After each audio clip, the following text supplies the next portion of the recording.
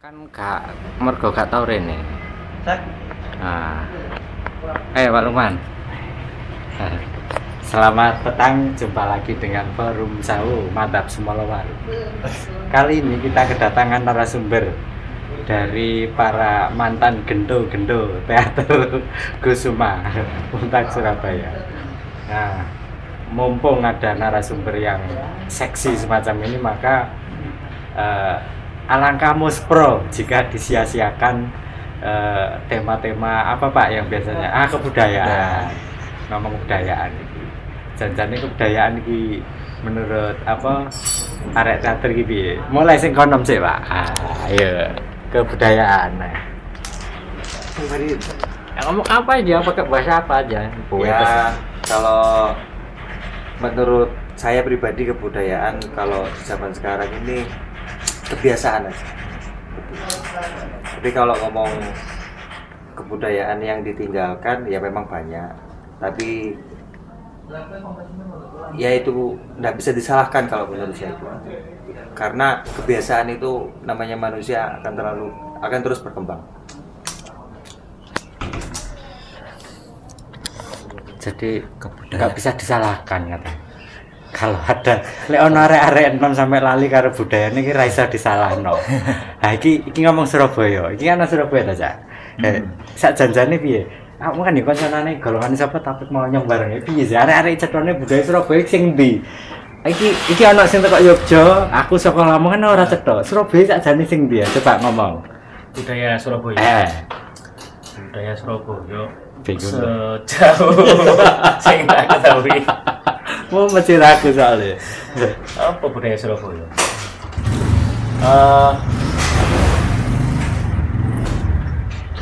Jancuk itu masuk Surabaya udah. Budaya Jancuk. Saiki soalnya dijupuk karo Tejo kae. Sapa jenenge? Sujiwo Tejo. Sujiwo Tejo. Budaya Jancuk. Ngono Surabaya. Lek bagi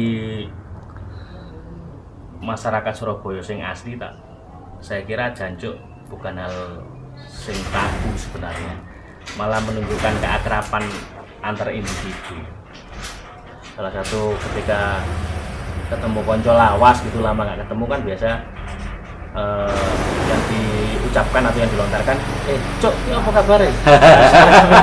Iya, aku mah kok diasuk-asuk sudah melewati sebenarnya batas. Sudah membongkar sekat antar individu sebenarnya ketika memanggil kawan akrab dengan sebutan Cuk. Tapi mungkin beberapa bagian masyarakat menganggap itu juga agak kurang pas ketika dilontarkan di depan umum. Mungkin itu aja. Berarti meskipun Surabaya ternyata ada stratum ya, ono kasta juga ya. Kalau secara tidak langsung. Kalau pada orang tua nggak mungkin Jancuk Pak De, apa Pak De? Jancuk Pak De, kira Jancuk Pak De kan nggak mungkin ngomong gitu. Tapi kepada teman sebaya barangkali bisa. Sehingga salah orang ngomong bahwa Surabaya itu dikatakan sebagai masyarakat yang egaliter, yang sederajat. Buktinya masih ada hal-hal tabu itu. Kira-kira gimana? Menurut Peno? Surabaya Peno aneh ngomong.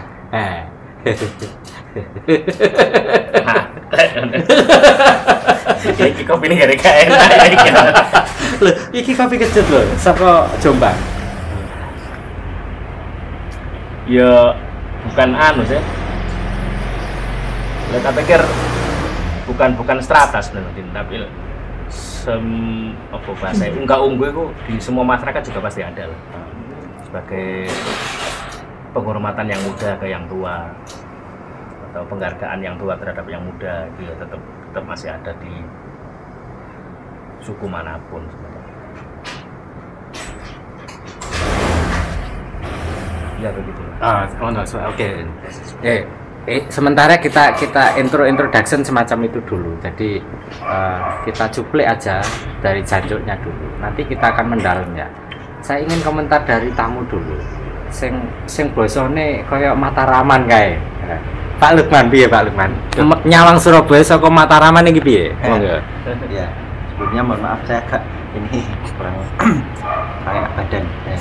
Jadi agak pelan ya. Besok ditinggal bojo telung dino. Langsung ora enak banget. Jadi Mataramannya itu bukan karena kultur Mataramannya, tapi karena kondisinya memang jadi pelannya itu karena kondisi ya, kondisional. Sehingga ketika saya pertama kali agak lebih lama ya tinggal di Surabaya itu, sedikit ya pasti ada shock culture ya intinya. Bahasa Jawa Pak orang ngerti ya. Ada kultur shock.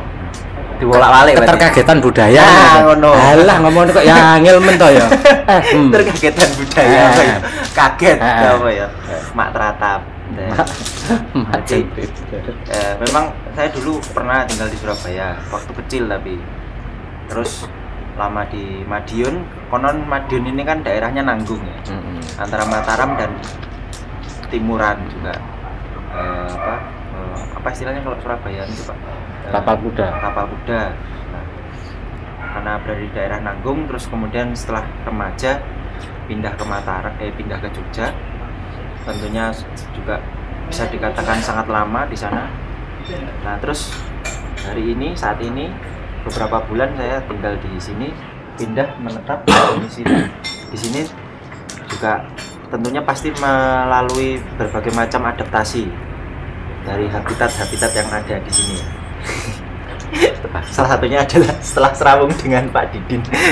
Sawo bukan saya, Sawo. Iya, dengan Sawo, dengan forum Sawo. Sawo kampret. Menggagas video ini. Nah, yang saya lihat dari budaya Surabaya tuh orang-orangnya, Pak. Wah, itu. Orang-orangnya itu lugas. Nah, jadi kalau tokoh pewayangan itu kayak Brontoseno atau Wisanggeni ya, terus kayak ya Werkudara, dan yang itu yang punya Nenggolo ya Pak, Kokrosono Baladewa. Iya, Kokrosono Baladewa. Kuwi ora ndungga-ungga kuwi. Persis aku. Jadi memang tidak memandang dari mana dan motif apa yang dibawa itu, menghadapkan semuanya itu sama dan tanpa, bisa dibilang tanpa unggah-ungguh gitu, atau mungkin unggah-ungguh yang diberlakukan memang berbeda. Nah, kalau lihat masyarakat orang Surabaya, nah saya nggak tahu kalau dari alam bawah sadar sejarahnya ini pasti ada hubungannya. Kenapa kok sangat berbeda ya? Misalnya penggunaan blangkon di Surabaya dengan blangkon yang ada di Jawa Tengah itu. Kalau blangkon Surabaya itu jentirnya ke atas. Kalau jentirnya ke atas ini kenapa? Apa karena kesetrum terus jentirnya ke atas? Jadi bertegangan tinggi. Jadi ada amarah, ada antusiasme, ada keinginan untuk menyelesaikan persoalan dengan lugas, dengan cepat, dengan sigap dan cak-cak gitu Pak. Cascus gitu ya. Jadi kadang-kadang saya juga kena sindiran juga. Ini kalau nggihnya orang Surabaya loh, jangan pakai nggihnya Jogja loh ini. Nggihnya Jogja ini kadang-kadang nggih tapi orang kepanggih. Tapi kalau nggihnya orang Surabaya ya tenanan adalah janji gitu ya, yang harus ditepati dengan tanggung jawab, dengan tepat waktu dan sesuai dengan kontrak. Nah, mungkin itu dulu Pak. Oke, itu yang sementara ketika Surabaya dipotret dari luar nampaknya yang gegiri sih ya bisa kulonan saja. Medeni ya. Medeni. Apa meneh kalau simbol blangkon yang tidak tanpa buletan mendol gitu tapi jelantir ke atas, itu kalau itu dikatakan sebagai tegangan tinggi, yaitu sejatinya ya ingin segera menyelesaikan persoalan secara tuntas dan sesegera mungkin, sehingga kesannya adalah sembrono, gerusa-gerusu dan main kasar. Tapi percayalah bahwa orang-orang Surabaya itu sesungguhnya dari lubuk hati yang paling dalam itu punya jiwa yang sangat halus juga. Mereka juga punya kepekaan sosial. Misalnya begini, pada saat ultimatum sekutu atas perampasan senjata arek Surabaya pada si kalah atau si Jepang itu, dan pada saat ini pembunuhan jenderalnya Asia itu Malaba itu, ternyata kita dapat ultimatum ultimatum itu disambut secara serentak, solidaritas tinggi, bukan hanya rakyat Surabaya tapi juga sekitarnya, Mojokerto, Pasuruan, Bangil, semua ikut sampil itu. Nah, itu menunjukkan bahwa mereka punya kepekaan sosial, punya solidaritas yang tinggi. Nah, buktinya ini kopi hanya berdua, coba dilihat. Hanya berdua, tapi orangnya tamunya bisa 8. Yeah. Ini artinya apa? Artinya tuan rumah cuma duweku. Ya, gitu. Oke, ngomong soal kepekaan atau kehalusan perasaan orang-orang Surabaya. Ini terkait dengan kesenian, Pak. ya betul. Aku pengen takut sakjane kesenian Surabaya iki wujudnya iki sing ngendi, terus Cak Durasim, Taman Budaya, DKS bareng kae. Jane nasibe piye ki ora cetha. Piye to, Bek? Awakmu tau ning kono coba jelas. Engko nang awakmu generasi muda juga. Masalah kesenian di Surabaya. Rotok banter wong Surabaya kok. Kebetulan sempat bersinggungan dan aktif terlibat di organ kesenian di Surabaya, Dewan Kesenian Surabaya sekitar tahun 2004-2006. Angkatannya siapa? Monyong waktu itu belum masuk di struktural, tapi Woi, kalah kowe berarti Monyong. Iya. Tapi Monyong ya wis cukup anu lah. Eksistensinya cukup lah diakui di teman-teman Surabaya. Nah, saya pikir apa ya, dari yang dilakukan oleh organ-organ yang ada di Surabaya itu kadangkala mereka hanya Karo bahasa Surabaya, coba bahasa Indonesia aku bingung aku. Sekedar program. Bingung aku bahasa Indonesia itu. Jadi kayak semacam apa ya? Retorika tanpa pelaksanaan lebih lanjut, lebih digali lebih dalam. Ya apa lek kepengin melestarikan budaya apa sih Surabaya? Budaya apa sih Surabaya? Oke, ludrukan. Oke. Masa ikut tok. Ludrukan. Surabaya. Oke, Surabaya ludrukan tok sebut. Sampro kayak opo kayak. Enggak lek sampro tak pikir yo banyak lah di daerah-daerah juga sampro. Sampro tapi lagunya Metallica. Remo. Oh iya, Remo. Manjamino. Besutan. Dari Jombang itu masih dikeluarkan Besutan. Jombang itu di Surabaya. Wis bisa saiki. Walaupun gak menutup mata dengan keadaan yo, antar seniman ya tetap aja ada gesekan walaupun secara konsep, secara finansial enggak? Finansial jelas iku lah. Jadi kalau mau jujur sebenarnya ya aku tuh jujur endingnya di sana sebenarnya. Royokan proyek, royokan apa sebenarnya mau jujur, tapi kan retorika apa ya, alasan mereka lebih unggul lewat bahasa sing sok seni semacam itu sebenarnya. Pendapat pribadi saya ya sana kene kudu kasar Surabaya kok.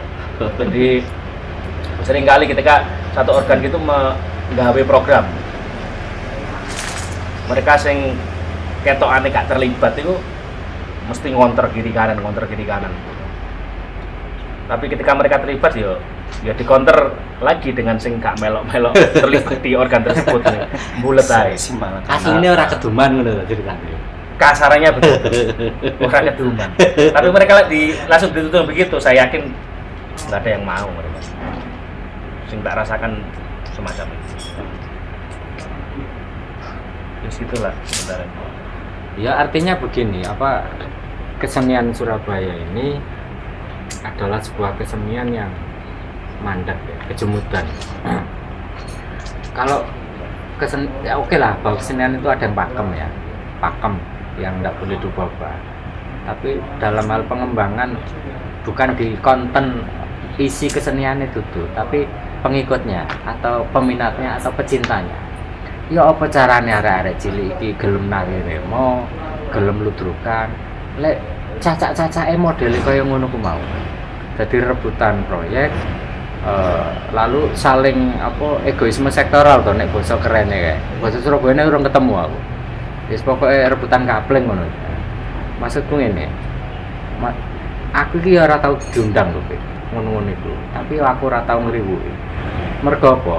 Ya mergo ora ana sing kenal. Tapi ya coba. Nah, masuk gini. Akan ada regulator di sana. Dalam hal ini adalah pemerintahan kota. Yang saya ingin tahu sejauh mana pemerintahan kota itu tangan-tangannya itu menjamah wilayah-wilayah kesenian. Nek DKS tak kira nyampe ya. Cak Durasen kayak nyampe budaya. Itu punya provinsi atau kota enggak tahu. Nang arek-arek nom, nang arek-arek teater misalnya, awakmu nih sapa tuh? Wiwin. Wiwin, iya Win. Ya. Ini kalau menurutku untuk jangkauan mungkin semacam pemerintah lah. Gambarannya pemerintah Pak Didit, lek nyawakane langsung mengerucut ke anak. Kalau menurutku itu masih di kepentingan golongan. Ya nyambung Pak Rofik tadi soal kepentingan proyek-proyek itu tadi. Terus selama ini istilah kayak pakem, aku lek ngarani ku nganu Pak, distribusi ilmu soal pakem itu. Jadi sebenarnya teman-teman yang melakoni terus mendalami itu tadi itu mengalami kegelisahan, istilahnya kadang-kala kalau kita tidak ada pakem ini ada kata nanti. Nah, kita mau oke lah kita jalan tadi, kita jalan tapi kita mendapatkan benturan-benturan dari organisasi ataupun golongan yang istilahnya lebih intelektual daripada kami. Nah, perangnya itu tadi bahkan aku sampai ngarani itu perang bukan semacam perang debat pembahasan dari esensi naskah atau katakanlah seperti itu, tapi lebih ke menjatuhkan. Jadi untuk semangatnya di sini untuk bersama-sama itu yang kurang. Terus lagi perhatian dari pemerintah pun kami itu juga apa ya miris lah. Katakanlah kayak program apa ya Pak Yes, dana hibah. Nah, kita ambil contoh dana hibah. Nah, kami sempat kecewa ketika kami teman-teman UKM yang dari kalangan mahasiswa itu tidak dapat kesempatan untuk dapat dana hibah itu tadi.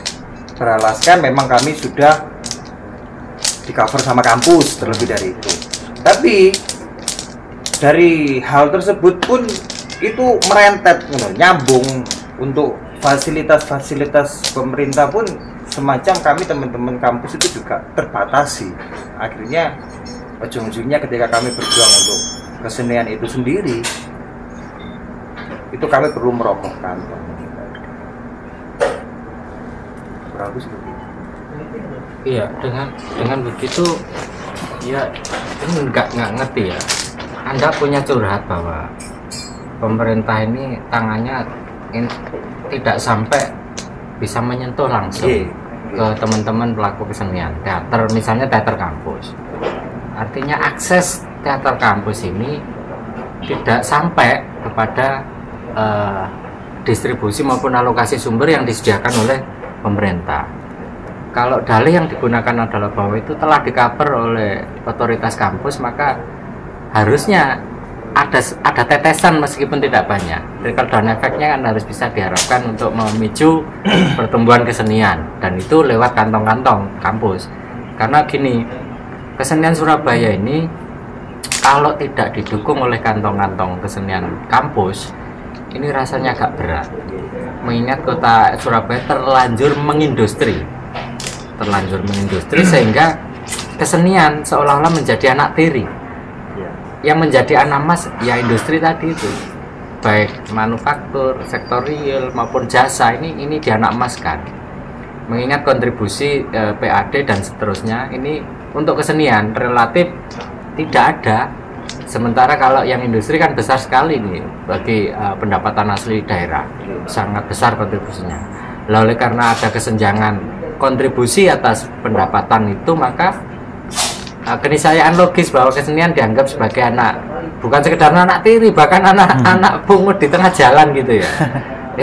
Itu konsekuensi logisnya. Nah, sehingga akhirnya kesenian itu terpinggir dari hatinya masyarakat atau warga Surabaya sendiri. Wajar jika ludruk tidak tumbuh berkembang pesat di kandangnya sendiri.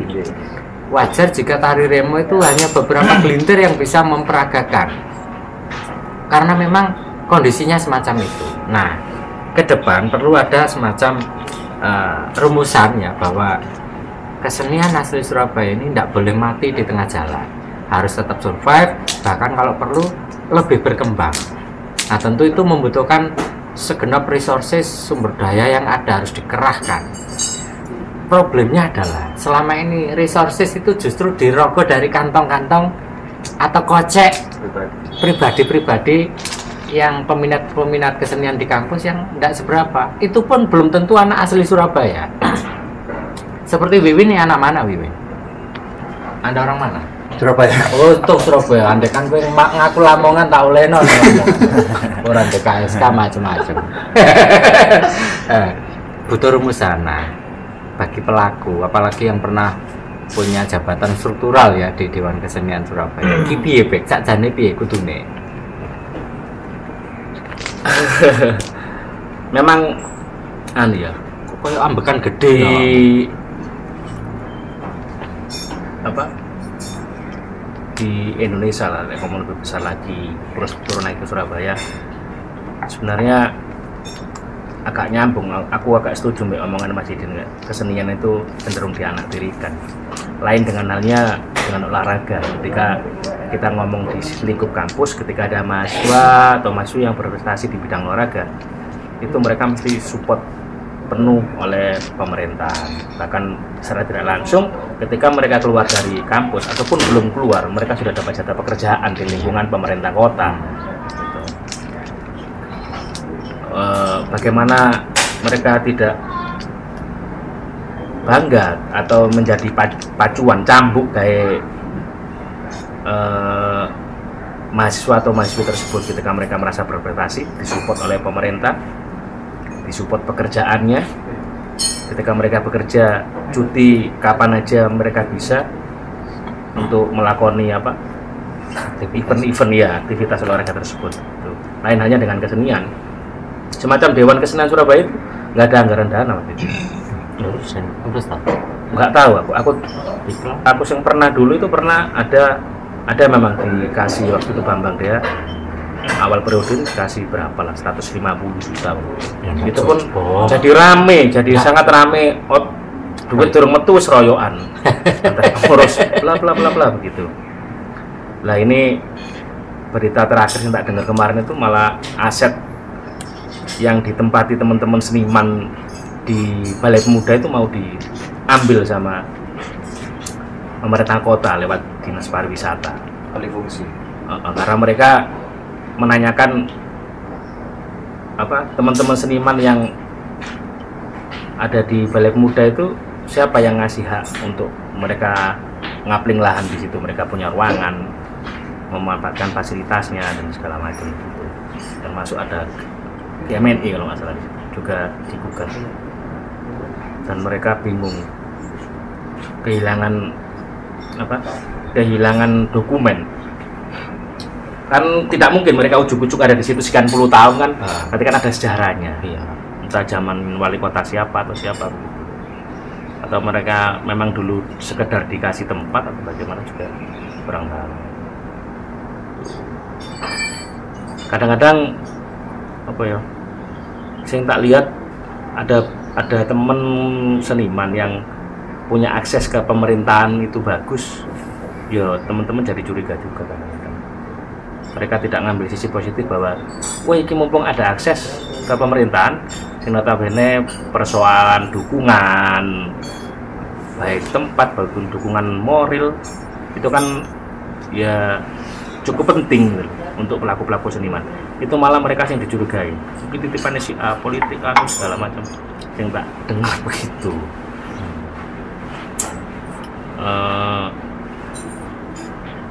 Kenapa tidak dijadikan sebagai hal yang positif? Oh mumpung ini ada akses, mumpung ini ada yang support, jadi mereka tinggal mikir bagaimana proses, bagaimana mereka membuat kelompoknya lebih bagus Sampai saat ini setahu saya, karena saya juga sudah cukup absen cukup lama, hampir 10 tahun lebih tidak berkecimpung di teater. Bagi saya juga Surabaya tidak punya kelompok yang cukup kuat di tataran Indonesia. Untuk Jawa Timur ngomong teater ya tolak ukurnya juga nggak jelas. Malang juga nanggung, Surabaya juga banyak seniman tua tapi ya kayak tuwek-tuwekan. Tuwek-tuwekan. Jelas lek di tradisi kan jelas kita acuane sapa sing ini Kartolo jelas ya.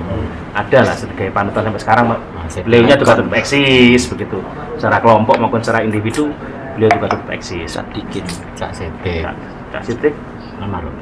Waduh kurang tahu, aku biasa sing ada di JTV itu yo kelompok Kartolo, Cak Lupus, Sapari, Kirun Kirun bukan di sini, Kirun Mataraman gitu. Malah kayak gitu. Terus itu piye? Gini Pak. Kurang tahu. Ya gini. Ki menyedihkan sebenarnya ya. Kota sebesar ini, sekaya ini, APBD-nya yang luar biasa. Ternyata belum becus ngurus sisi terdalam warganya. Yang diurus hanya casingnya, bangunan-bangunan fisiknya, gerusa-gerusu dan kemerungsungnya yang diatur. Tetapi ruhnya, jiwanya, kalbunya ini nampaknya luput dari tangan regulator. Ini menurut saya ya menyedihkan sekali. Harusnya sebuah kota dinilai maju itu indikatornya bukan saja sekedar seberapa banyak mall dimiliki, seberapa hebat bangunan-bangunannya, tetapi penting dari itu adalah civilized-nya, peradabannya. Nah, mengukur peradaban manusia itu kan dari solah bawa, tingkah laku, cara mikir, terus cara memainkan emosi ataupun perasaan.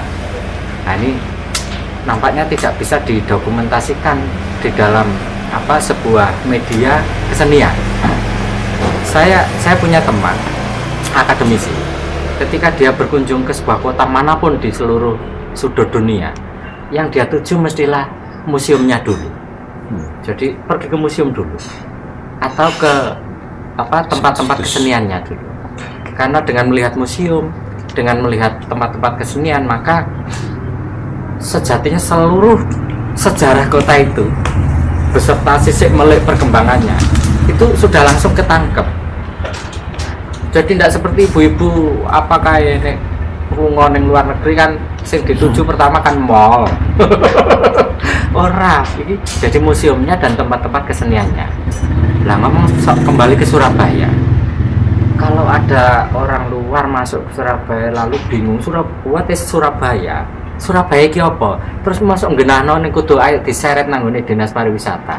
Apa ya kudu diseret nang Kominfo? Kan ya ora to. Ini loh ada monumen, museum. Oh, ini ada tempat kesenian. Hanya dari situ saja mereka sudah merepresentasikan seluruh kesejarahan Surabaya. Hitam putihnya, pahit getirnya, riang gembiranya, semua sudah ada di sana.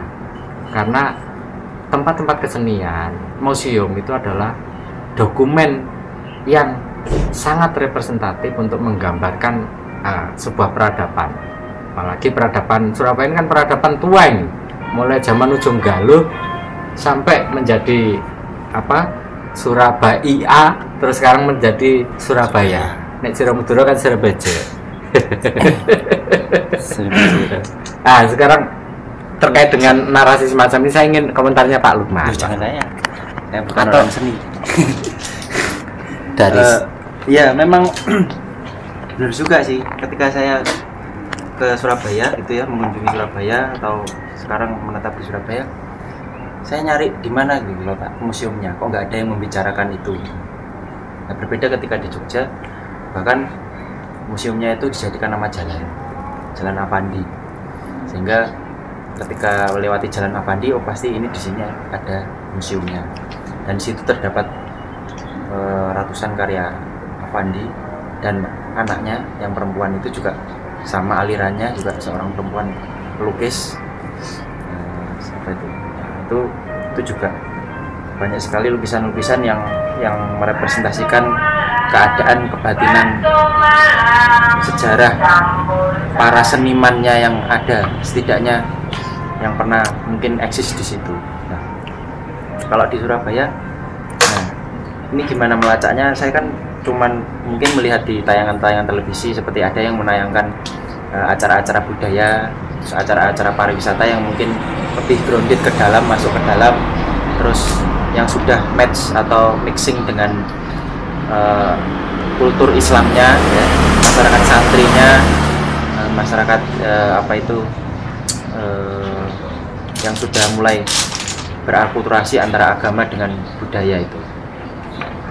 Seperti misalnya ada MH Ainun Najib yang datang ke Surabaya, terus ada Agus Sunyoto, itu sejarawan dan penulis buku Atlas Wali Songo itu.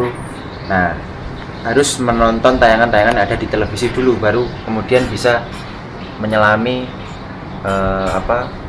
mapping dari kuantitas dan kualitas kesenian yang ada di Surabaya. Ya mungkin kalau saya itu Pak, jadi saya masih belum menemukan rohnya. Jadi mungkin harus jadi seniman dulu baru bisa. Oke. Nggak harus seniman, ini dari kacamata orang biasa. Anda pernah dengar Sarip Tambak Oso? Iya. Tahu ini Ceritanya. lakon jalan ceritanya? Iya. Tahu betul persis? Enggak. Oke. Nah. Saya kira tahu ya. Saya kira tahu. Tahu, oke. Siapa lagi tahu ke Surabaya? Panjilaras, Sawung Galing. Nggak tahu juga kan? Nah, ini gimana, Fe? Nah, Ini tragis loh.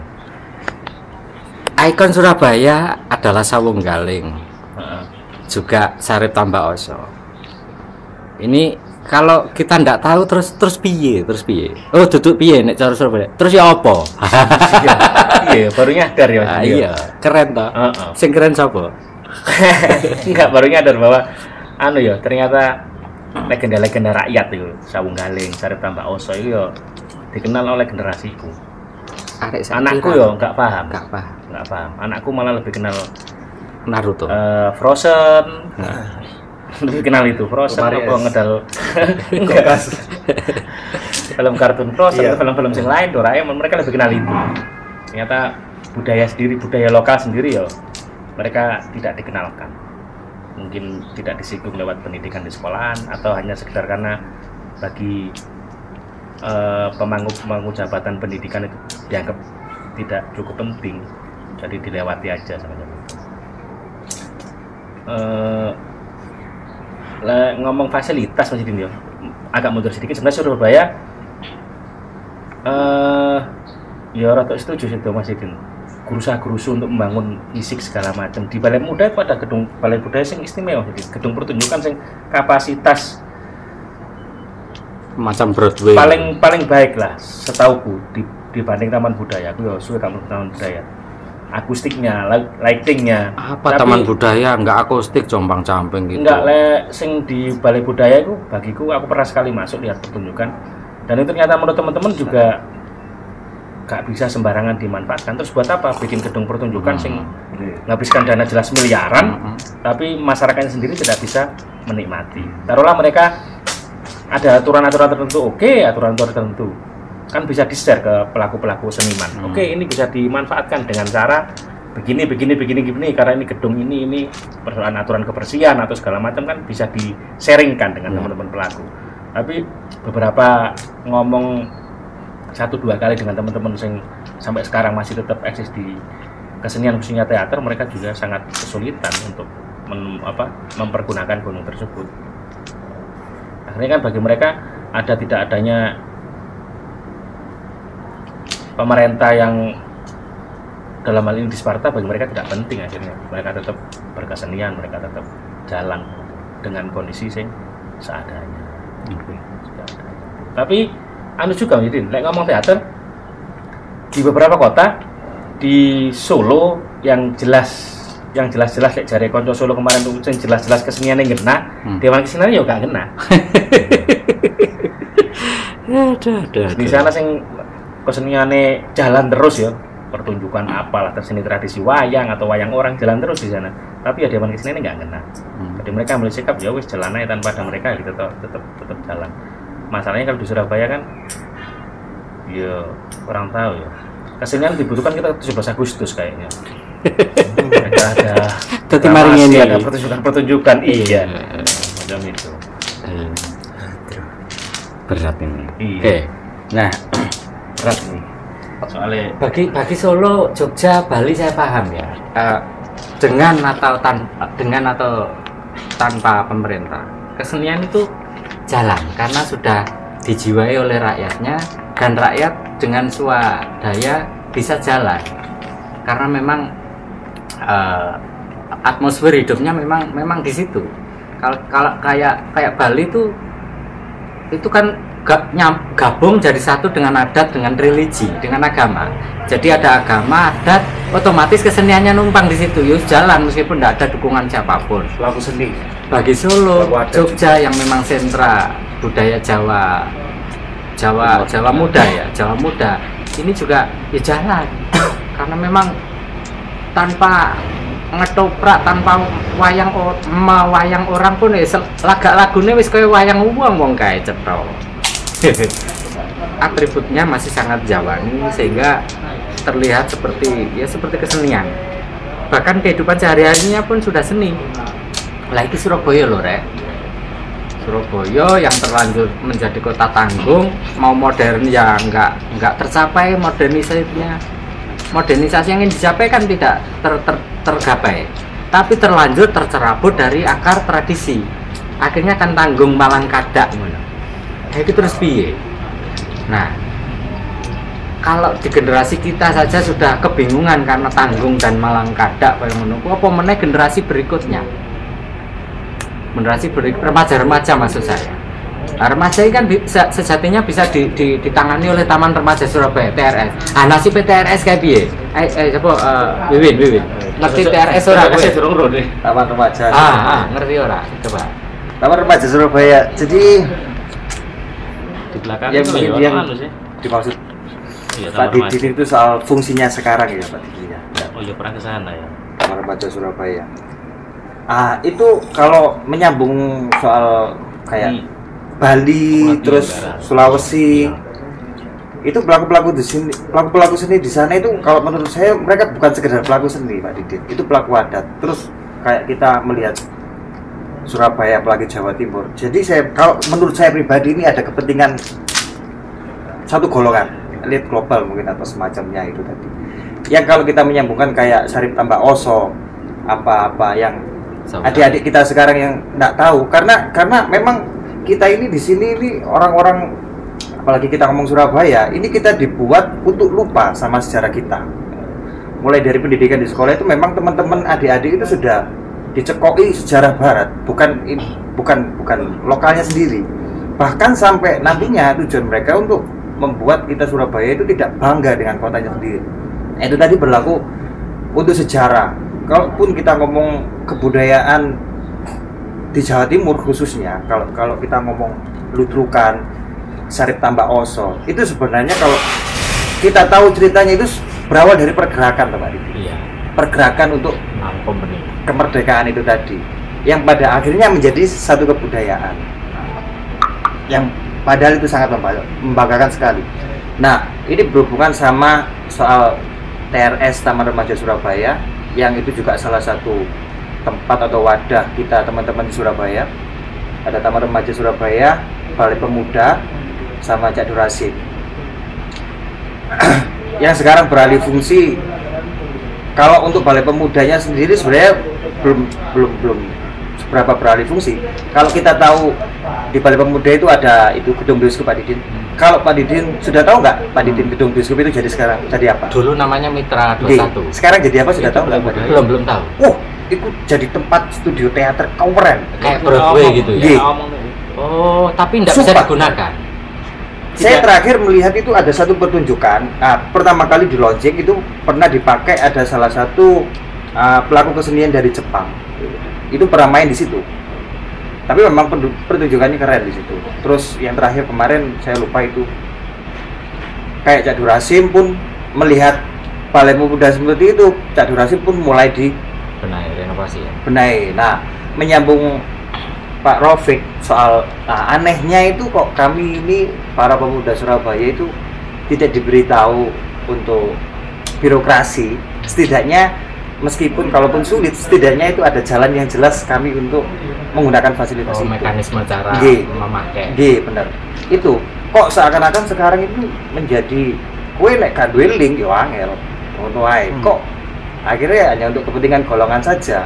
Padahal kalau kita lihat tempat itu pun jadwalnya itu nggak padat pun jarang sekali. Satu bulan belum tentu. Nggih. Entah itu memang dibuat seperti itu, entah biaya mahal kurang lebih. Kalau untuk Taman Remaja Surabaya itu pun mungkin kalau menurut saya mungkin sudah memang fokusnya di tempat wisata permainan mungkin ya, seperti itu. Kurang lebih seperti itu. Terus untuk pertunjukan Sri Mulat yang di THR-nya sendiri kan ada 2 ya Pak Yes ya. Ini Pak Yes yang dimaksud untuk tempat Sri Mulat atau yang sebelahnya kan ada 2 ya. Itu kan satu area. Taman Ada 2 hiburan kan? rakyat dan Taman Remaja Surabaya itu kan satu area. Satu blok memang. Ah. Satu tempat. Nah itu nasibnya gimana THR hari ini? Kalau THR-nya hari ini Udah jadi komputer. terakhir kami sempat pending di sana, masih ada alhamdulillah. Tapi untuk curhatan warga pelaku Sri Mulat sendiri di situ, entah apa yang membuat mereka tetap grill ya sampai sekarang. Tapi ya itu tadi, untuk kalau kita tanya pergerakan mereka ya semacam masih ya mereka masih menggunakan idealisnya Pak Didi.